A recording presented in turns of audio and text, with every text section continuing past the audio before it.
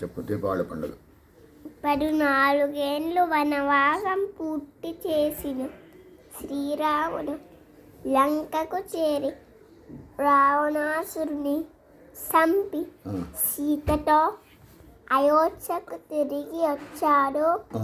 ప్రజలు సంతోషంతో ఆ రోజు దీపావళి పండుగ జరుపుకున్నారు.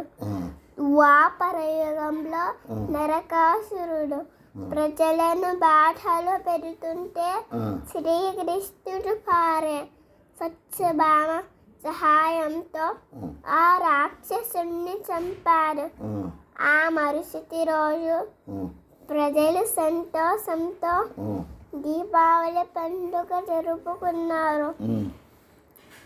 చీకటిని వెళ్ళకొట్టి వెలుగులు తెచ్చే పండుగగా దీనిని జరుపుతారు.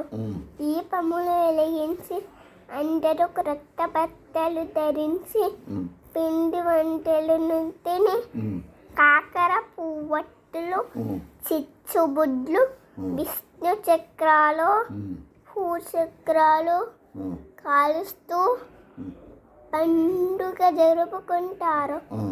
దీపావళి పండుగ నాడు లక్ష్మీదేవికి ప్రత్యేకగా వెలుగులు నింపే దీపలక్ష్మిని పూజించి శుభములు పొందుతారు.